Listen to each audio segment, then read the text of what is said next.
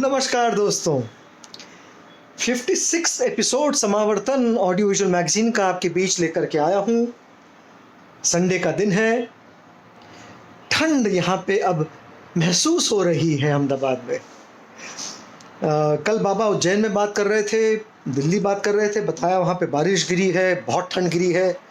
यहाँ मॉडरेट ठंड है और बाबा बड़े खुश हैं यहाँ पे। तो चलिए दोस्तों, आज का जो हमारा 56 एपिसोड है उसकी शुरुआत हम करेंगे महाकवि भास द्वारा रचित अभिमारक के साथ। उसका पाठ आपके बीच करेंगे गिरिजेश व्यास जी। उसके पश्चात अशोक भौमिकदा की जो कहानी श्रृंखला है उसको हमारी बिटिया पाखुरी वक्त जोशी आपके बीच लेकर के आएंगी। और दो युवा कवि जो आपके बीच कल आए थे वो फिर एक नई कविता लेकर के आज आपके बीच आने वाले हैं, डॉक्टर प्रभात कुमार भट्टाचार्य और प्रणति भट्टाचार्य। तो दोस्तों, शुरुआत करते हैं आज के एपिसोड की।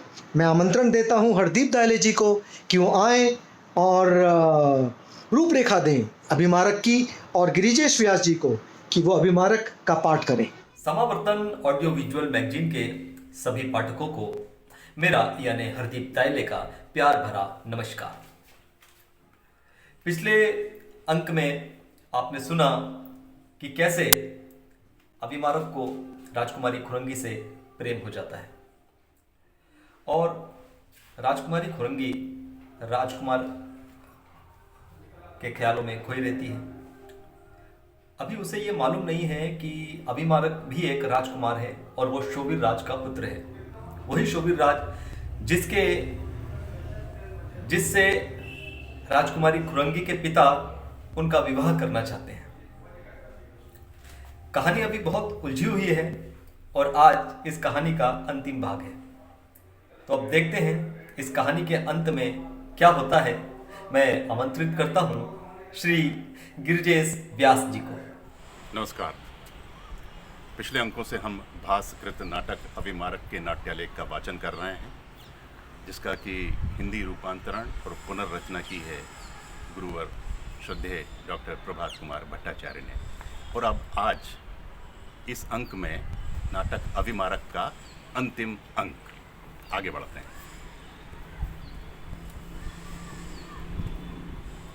पिछले अंक में आपने आखिर में ये देखा था कि सोवीर राज और उनके परिवार को चांडाल वेश में 1 वर्ष तक क्यों बिताना पड़ा, महर्षि चंड भार्गव के श्राप के कारण। उसके आगे सोवीर राज अपने मित्र कुंती भोज के साथ हैं। उससे कहते हैं, और मित्र कुंती भोज, आज के दिन हमारे चांडाल रूप में अज्ञातवास का 1 वर्ष पूर्ण हो गया और मेरा ये सौभाग्य है कि अपने परम मित्र की उपस्थिति में मैं श्राप मुक्त हुआ।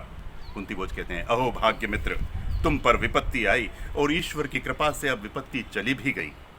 अब तो एक ही चिंता है। सोवीर राज कहते हैं, अब तो एक ही चिंता है, मेरा पुत्र अभिमारक कहाँ है। कुंती भोज, और मेरी चिंता है कि काशीराज पुत्र के शुभागमन से उत्पन्न समस्या का समाधान कैसे हो।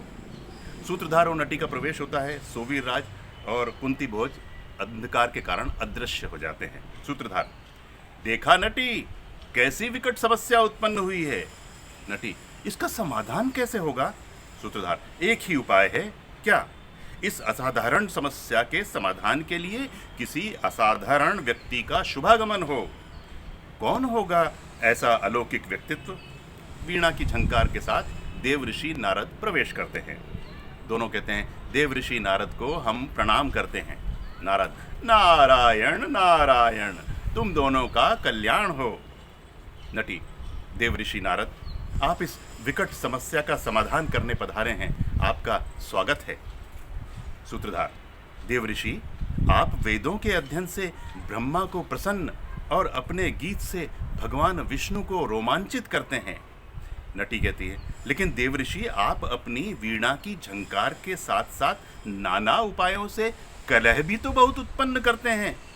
एक तो हम यूं ही इस विकट समस्या को सुलझाने के लिए बहुत चिंतित हैं, आप कहीं अपना मनपसंद कलह उत्पन्न कर मामला और मत उलझा दीजिएगा। आपकी इस खटपटी से तो सारी रात समाप्त हो जाएगी, लेकिन हमारा नाटक समाप्त नहीं होगा। नारायण नारायण, अबोध बालिके, कुंती भोज के पिता दुर्योधन ने सर्वदा हमारी आराधना की थी। उनके देहावसान के बाद उनका सुयोग्य पुत्र हमारा सेवक बना हुआ है। नटी कहती है, किंतु देवऋषि, इन दिनों अविमारक के गुम हो जाने से राजा कुंती भोज और सौवीर राज बहुत चिंतित हैं। नारद, मूर्ख बालिके, मुझ अंतर्यामी को ज्ञान दे रही है। सूत्रधार कहते हैं, आप तो सर्वज्ञाता हैं देवऋषि, कुछ तो उपाय कीजिए। नारद, उत्सुक बालक, मैं कुंती भोज और सौवीर राज की चिंता दूर करने के लिए ही पृथ्वी पर आया हूं। धन्य हो देवऋषि, धन्य हो। अब आप मंच संभालें, हम तो नाटक के पटाक्षेप की तैयारी के लिए ये चले नेपथ्य में। अब कुंती भोज और सौवीर राज भी प्रकट होते हैं। नारद भी वहां पे हैं। नारायण नारायण। कुंती भोज, ओ भगवान नारद पधारे हैं, भगवान प्रणाम, तुम्हारा कल्याण हो। सौवीर राज भी कहते हैं, प्रणाम भगवान, तुम्हें शांति प्राप्त हो, तुम सबका कल्याण हो। कुंती भोज, भगवान कृपया अर्घ्य स्वीकार करें। एवमस्तु। कुंती भोज, आपकी पूजा से मेरा घर पवित्र हुआ। सौवीर राज, देव ऋषि के दर्शन से मेरा शाप मोचन हुआ। नारद, राजा द्वय, मैं इस समय तुम लोगों को केवल दर्शन देने के लिए नहीं, बल्कि अविमारक के अदर्शन से उत्पन्न तुम दोनों के कष्ट जानकर आया हूं। कुंती भोज, अब तो हमारे सारे संताप दूर हो गए। सौवीर राज, अब तो हम चिंता मुक्त हो गए। नारद कहते हैं, भूतिक, सुदर्शना को बुलाओ। भूतिक, जो आज्ञा भगवान। सुदर्शना को साथ लेकर भूतिक भी प्रवेश करते हैं। सुदर्शना, प्रणाम भगवान। नारद, सौभाग्यशालिनी सुदर्शना का कल्याण हो। सुदर्शना, मैं अनुग्रहित हुई। नारद, अब आप मुझसे प्रश्न कीजिए। कुंती भोज, हम कृतज्ञ हैं भगवान, हम ये जानने को उद्विग्न हैं कि क्या सौवीर राजपुत्र अविमारक जीवित हैं। नारद, अवश्य। तो फिर भगवान अविमारक कहीं भी मिले क्यों नहीं। नारद, अविमारक विवाह बंधन में जकड़ चुका है। क्या अविमारक ने विवाह कर लिया। कुंती भोज, कहाँ विवाह किया। नारद, वैरंतर नगरी में। कुंती भोज, वैरंतर नगरी, तो क्या इस राज्य के अतिरिक्त भी कोई राज्य वैरंतर नगरी के नाम से है। नारद, नहीं, इसी वैरंतर नगर में। कुंती भोज, अच्छा देवऋषि, अविमारक किसका जामाता है। कुंती भोज का। कुंती, ये दूसरा कुंती भोज कौन है। नारद, कुरंगी के पिता, वैरंतर नगर के स्वामी, दुर्योधन के पुत्र, आप ही कुंती भोज हैं। कुंती भोज, मेरी तो कुछ भी समझ में नहीं आ रहा भगवान, आपके कहने का तो यही अर्थ है कि अविमारक का संबंध मेरी कन्या से है। नारद, हाँ, यही बात है। कुंती भोज, मैं तो लज्जा के मारे मुंह उठाने के भी योग्य नहीं हूं। किसने दिया, कैसे दिया, कैसे अविमारक कन्यापुर में प्रवेश कर गया। नारद, सुनो कुंती भोज, तुम्हारी लज्जा का कोई कारण नहीं है। ब्रह्मा ने पहले ही कुरंगी का दान अविमारक को दिया था। अविमारक ने पहली बार उसे उन्मत्त हाथी के उपद्रव वाले दिन देखा और अविमारक अब तक 2 बार कन्यापुर में प्रवेश कर चुका है। कुंती भोज, देव ऋषि का कथन शिरोधार्य है। भगवान, इस समय कुरंगी और कुमार को क्या करना उचित है, कृपया मार्गदर्शन दें। क्या उनका विवाह कर दिया जाए। नारद, उनका गंधर्व विवाह विधि निर्धारित समय पर सुसंपन्न हो चुका है। कुंती भोज, भगवान, क्या अब अग्नि साक्षी विवाह संभव नहीं। नारद, अग्नि सदा साक्षी रही हैं, फिर भी तुम अपने बांधवों के साथ संतोषार्थ पुरोहित द्वारा रीति व्यवहार करवाकर सस्त्रीक कुमार को बुलवा लो, जैसी आज्ञा देव ऋषि की। नारद, तुम ठहरो कुंती भोज, भूतिक तुम जाओ, जो आज्ञा। कुंती भोज, भगवान, हमारे समक्ष एक धर्म संकट उपस्थित हुआ है। सुदर्शना के पुत्र जयवर्मा के साथ कुरंगी का विवाह हो, इस आशय से मैंने सुदर्शन और उसके पुत्र जयवर्मा को बुलवाया था। अब धर्म संकट से उबरने के लिए क्या उपाय किया जाए, कृपया आदेश दें भगवान। नारद, ठीक है, तुम यहाँ बैठकर मेरी आज्ञा की प्रतीक्षा करो, मैं सुदर्शना से एकांत में बातें करना चाहता हूँ। कुंती भोज और सौवीर राज दूर जाकर बैठ जाते हैं। नारद कहते हैं, सुदर्शना, अग्निदेव से उत्पन्न अपने बड़े पुत्र को तुमने भुला दिया क्या? सुदर्शना, आप तो अंतर्यामी हैं भगवान। नारद, तो फिर बताओ तुम्हारी क्या इच्छा है? सुदर्शना, भगवान, कुरंगी यो तो जयवर्मा की स्त्री मानी जाने लगी है, किंतु जयवर्मा की प्रणम्य और श्रद्धास्पद हो गई है। नारद, मैं तुम्हारे वचन से प्रसन्न हुआ। बड़े की स्त्री छोटे को नहीं दी जा सकती। अपने पिता काशीराज से कह देना कि कुरंगी जयवर्मा से बड़ी है। अब कुरंगी की छोटी बहन सुमित्रा जयवर्मा की स्त्री होगी। सुदर्शना, ऋषि वचन शिरोधार्य है भगवान। नारद, कुंती भोज और सोवीर राज, अब तुम दोनों हमारे निकट आ जाओ। वर वधू प्रवेश कर रहे हैं। अब वर वेश में अभिमारक और वधू के वेश में कुरंगी को लेकर भूतिक प्रवेश करते हैं। अभिमारक कहते हैं, भगवान प्रणाम। अभिमारक पहले नारद को प्रणाम करते हैं और फिर कुंती भोज को प्रणाम करते हैं। कुंती भोज, कल्याण हो वत्स, तुम क्षमा द्वारा ब्राह्मणों पर विजय प्राप्त करो, पराक्रम द्वारा दूसरे नृपतियों पर विजय प्राप्त करो। अभिमारक, अपने पिता को प्रणाम करो। दोनों सोवीर राज को प्रणाम करते हैं। सोवीर राज, जैसे मैं तुम्हें इस वर वेश में देखकर प्रसन्न हो रहा हूँ, उसी तरह अपने पुत्र को वर वेश में देखकर तुम प्रसन्नता प्रकट करो। बेटा, सुदर्शना को प्रणाम करो। कुंती भोज, भगवान, क्या ये उचित होगा कि अभिमारक सुचेतना को छोड़कर सुदर्शना को प्रणाम करे? नारद, इस समय यही उचित होगा। दोनों सुदर्शना को प्रणाम करते हैं। सुदर्शना, तुम दोनों चिरंजीवी बनो। अब धात्री रूप में सुचेतना प्रवेश करती है। नारद, अब तुम धात्री नहीं हो सुचेतना, इधर आओ, वर वधू को आशीर्वाद दो। कुंती भोज, अब क्या आज्ञा है भगवान? नारद, सोवीर राज को शीघ्र अपने देश जाने की अनुमति दो और जयवर्मा को अपनी सुमित्रा प्रदान करो। कुंती भोज, ये सब आपका ही अनुग्रह है। नारद, मैं अब तुम सबका और क्या कल्याण करूं? दोनों कहते हैं, संदेश चाहिए। नारद, मेरा यह संदेश सुनो। प्रजा के हित को जो शासक भूल जाएगा, जो अपने बंधु बांधव पुत्र के हित में शक्ति का दुरुपयोग करेगा, अपनी आताताई एक छत्र दुष्ट सत्ता को स्थायी बनाने का स्वार्थी दुष्प्रयास करेगा, जो अत्याचारी शासक जन जन उन्मुक्त जीवन कारागार की काली दीवारों में बंदी बनाएगा, उस अमानुषिक शासक का अवश्य पतन होगा। वही शासन उत्तम होगा, सर्वोत्तम होगा, जो मनुष्य को राजनीति के नारों में नहीं बांधेगा, जो वर्ण, जाति, वर्ग, देश काल से परे मूलभूत एकता के लिए मानववाद को अपना सिद्धांत बनाएगा। और तभी कोई छोटा नहीं होगा, कोई बड़ा नहीं होगा, सब एक होंगे, सब सुखी होंगे, सब सुखी होंगे। एक नया एंगल पाखुरी वक्त जोशी ने जो अपनी ये कहानी का जो ये पार्ट करती हैं, इसमें उन्होंने दिया है, जो कि बड़ा ही इम्प्रेसिव और इंटरेस्टिंग है। साथ साथ उनका जो नरेशन है वो भी दिल को छू जाता है। आज पाखुरी, आप अशोक भौमिकदा की कौन सी कहानी हमारे बीच लेकर के आई हैं? हम इंतज़ार कर रहे हैं। आइए, आपको आमंत्रण देता हूँ, स्वागत करता हूँ आपका। आइए और अशोक भौमिकदा की कहानी हमको सुनाइए। पाखुरी वक्त जोशी। अनिल को पता था कि मोहित कपूर अब क्या करने वाला था। उस जमाने में मोबाइल फोन जैसा कोई घातक यंत्र मनुष्य जाति के हाथों नहीं लगा था।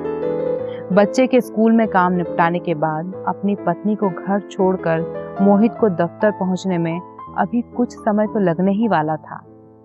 अनिल ने नीता को सिगरा के लिए एक रिक्शे पर बिठाकर बनारस कैंट से सीधे चांदगढ़ की ओर रवाना हो गया। उसकी मोटरसाइकिल की गति का अंदाजा शायद कोई भी लगा सकता था। चूंकि मोटरसाइकिल पर सवार वो हाथों से लगभग छूट चुकी नौकरी के पीछे भाग रहा था।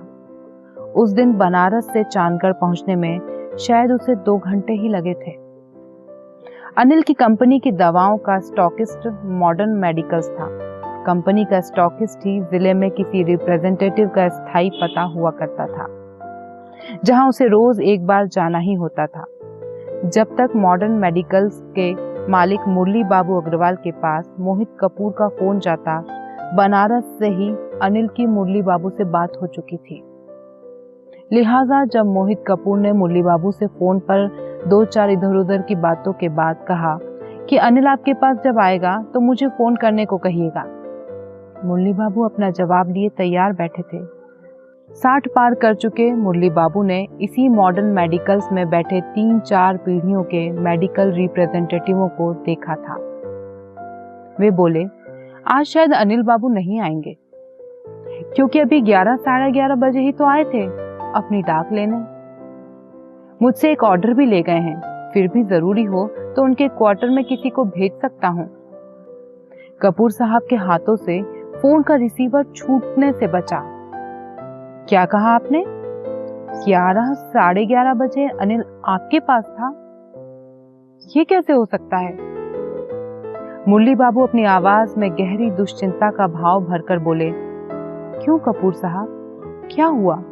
अनिल बाबू को कोई सीरियस बात तो नहीं? मुरली बाबू की बातों से दरोगा कपूर का सर चकराने लगा। वे बोले, नहीं ऐसा कुछ नहीं, अनिल से कहिएगा कि मुझसे फोन पर बात कर लें। मुरली बाबू ने कपूर साहब को आश्वस्त करते हुए कहा, कपूर साहब आप निश्चिंत रहें, मैं भी आदमी भिजवाकर अनिल बाबू का पता लगवाता हूँ। कपूर साहब के दफ्तर का एसी हालांकि सही काम कर रहा था, फिर भी वे अपनी कुर्सी पर बैठे बैठे पसीने से तरबतर हो रहे थे। ये कैसे हो सकता है? मैं अनिल को 1 साल से ज्यादा वक्त से जानता हूँ और हर महीने कम से कम 2 बार तो मुलाकात हो ही जाती है। फिर भी मुझसे इतनी बड़ी गलती हुई? नहीं, ऐसा तो नहीं हो सकता। पर ये कैसे हो सकता है कि जब वो मुझे बनारस कैंट में मिला था, उसी वक्त वो चांदगढ़ में मुरली बाबू के साथ था।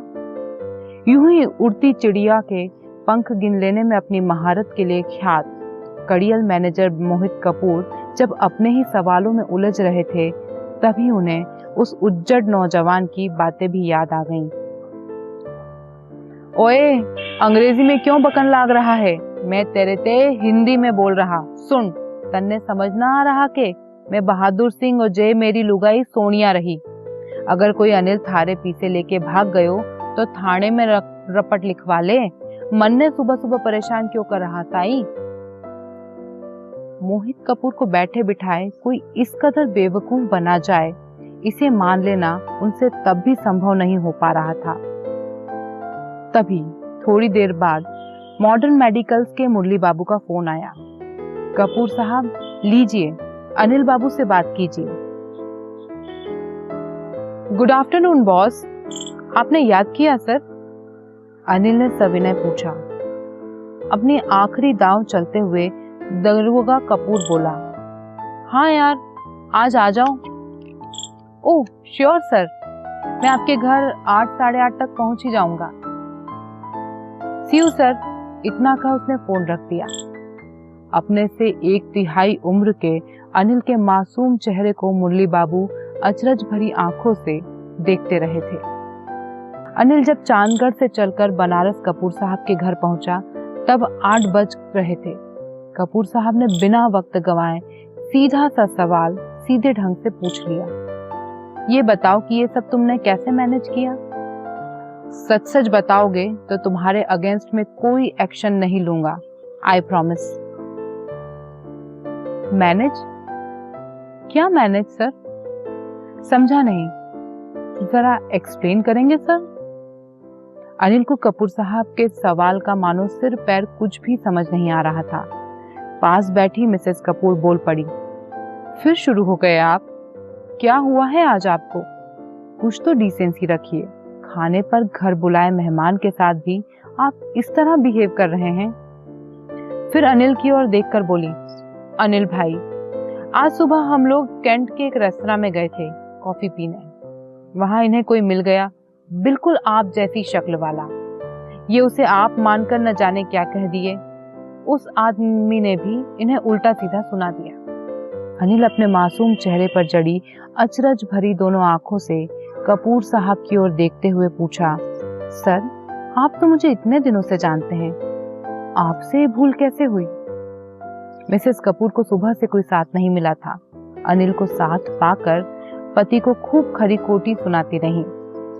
सारे दिन इनके दिमाग में कंपनी सवार रहता है, वफादारी के चक्कर में अपनी लिमिट क्रॉस कर जाते हैं। आज अगर वो आदमी इनसे लड़ लेता तो क्या इज्जत रह जाती आपके मैनेजर साहब की?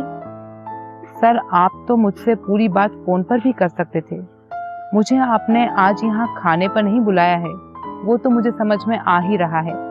एनीवे, भाभी जी के हाथ का बना खाना खा सकूंगा, उसके लिए आपका शुक्रिया सर। कपूर साहब की बोलती बंद हो चुकी थी। लगभग 10 बजे के करीब जब मोहित कपूर और उनकी पत्नी अनिल को दरवाजे तक छोड़ने आए, तब कपूर साहब बोले, आई एम सॉरी अनिल, मुझसे न जाने कैसी भूल हो गई, तुम्हारे जैसे इंसान पर मैंने शक किया। अनिल ने तुरंत बात घुमाते हुए कहा, सर गलती तो किसी से भी हो सकती है, पर उस आदमी को भी इस तरह रिएक्ट नहीं करना चाहिए था। खैर सर कल ऑफिस में मिलते हैं। भाभी जी फूड वॉज सुपर्ब। अब 1 सप्ताह तो पानी भी नहीं पीऊंगा, कहीं मुंह का स्वाद फीका न पड़ जाए। इस घटना के बाद शादी में और देरी करना अनिल गुप्ता को उचित नहीं लग रहा था। 2 महीनों बाद ही हम अनिल की बारात लेकर बनारस पहुंचे थे। डायमंड होटल में भव्य रिसेप्शन था और जैसा कि आम रिसेप्शनों में होता है, एक मंच पर 2 सिंहासन रखा हुआ था। लोग आ रहे थे, दूल्हा दुल्हन को बधाई दे रहे थे, उनके हाथों उपहार थमाकर फोटो खिंचवाकर आगे बढ़ते जा रहे थे। तभी गेट से कपूर साहब और उनकी पत्नी आती दिखी। मिसेस कपूर ने नीता के हाथों उपहार देते हुए बधाई दी और फोटोग्राफर ने अनिल, नीता, मिसेस कपूर और मोहित कपूर की तस्वीर उतारी। पर कपूर साहब कुछ बोल नहीं सके। आज उनसे 2 महीनों पहले कैंट के रेस्तरां में बैठी नीता को पहचानने में कोई गलती नहीं हुई थी। धन्यवाद। चलिए दोस्तों, अब बारी है 2 युवा दिल, युवा मन, युवा स्फूर्ति कवियों की, मेरे बाबा डॉक्टर प्रभात कुमार भट्टाचार्य और माँ प्रणति भट्टाचार्य। आइए आनंद लेते हैं उनकी कविता पाठ का। दोस्तों, आज फिर मैंने बाबा और माँ को एक साथ में पकड़ लिया है। बैठ करके बाबा फिर कुछ लिख रहे हैं। कोशिश करते हैं अगर बाबा से आज जो दूसरी कविता है माँ के ऊपर, वो आज बाबा हमारे लिए पढ़ के सुनाएंगे कि नहीं, इसकी कोशिश करते हैं। ये देखिए, दोनों बैठे हुए हैं, लिख रहे हैं। मैं बाबा से पूछता हूँ, बाबा आपने कल कहा था कि आप फिर बाद में दूसरी कविता सुनाएंगे, तो आज आप हमको माँ के ऊपर जो आपकी दूसरी कविता है वो आप सुनाएंगे आज? तो सुना देंगे, बाद में भी सुना सकते हैं। अभी सुना दीजिए ना बाबा। अच्छा ठीक है, चल रहेगा। ठीक है, अभी सुना देता हूँ।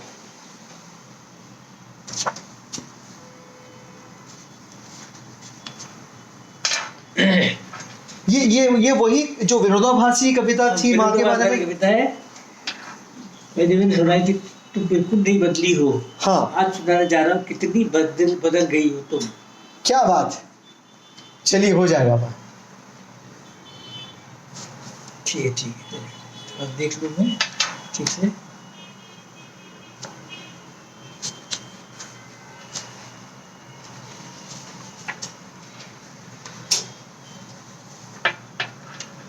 हाँ,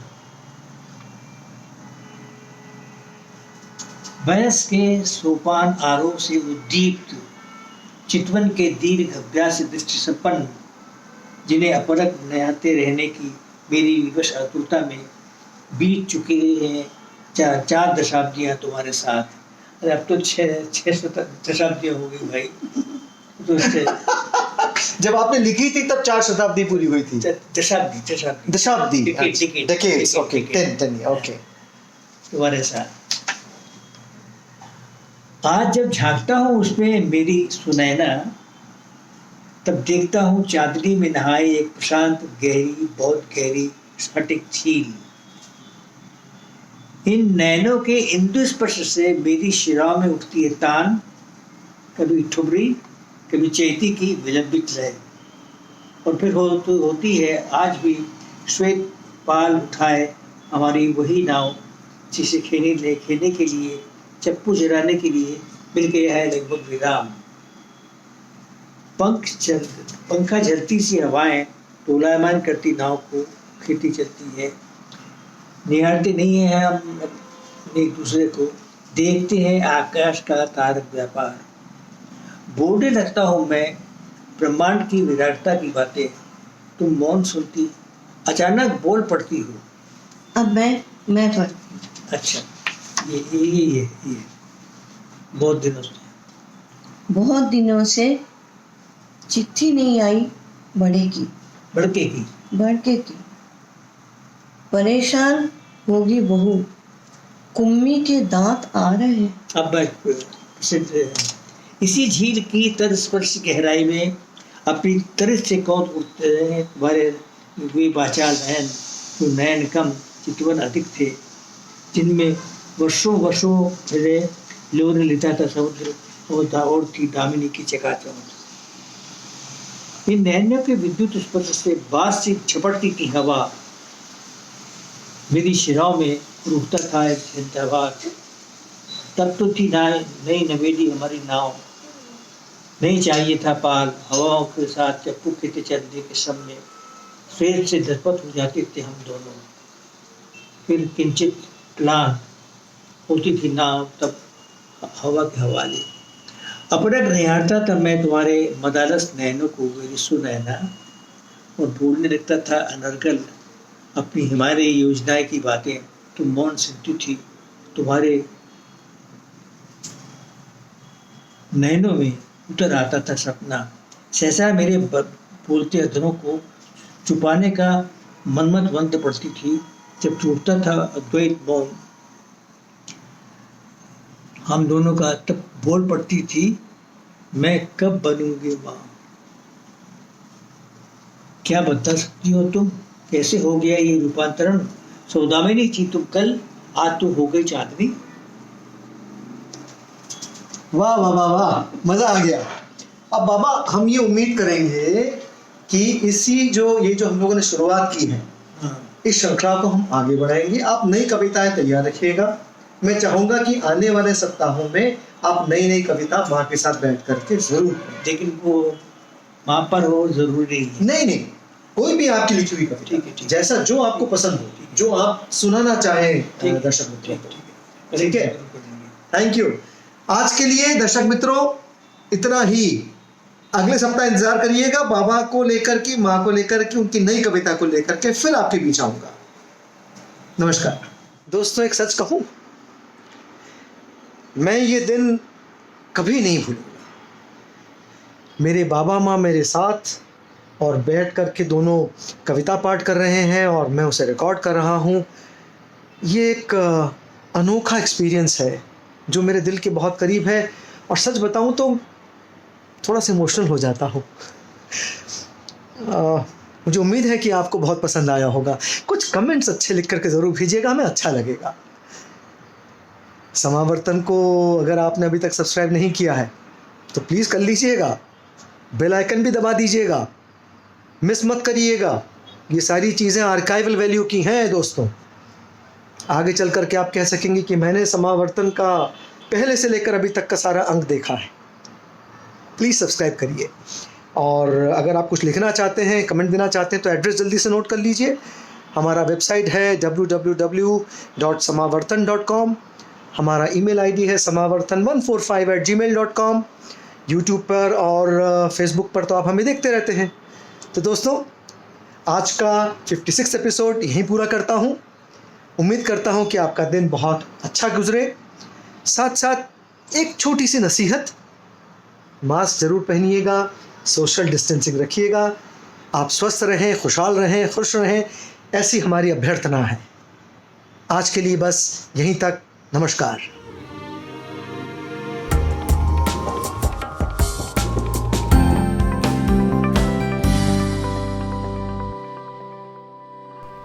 इस वीडियो के नीचे डिस्क्रिप्शन बॉक्स में चैनल का लिंक दिया हुआ है। आप उस पर क्लिक करके समावर्तन चैनल तक पहुंच जाएंगे। वहां पर चैनल को लाइक और सब्सक्राइब कीजिए और हाँ, कमेंट बॉक्स में अपने महत्वपूर्ण कमेंट ज़रूर कीजिएगा।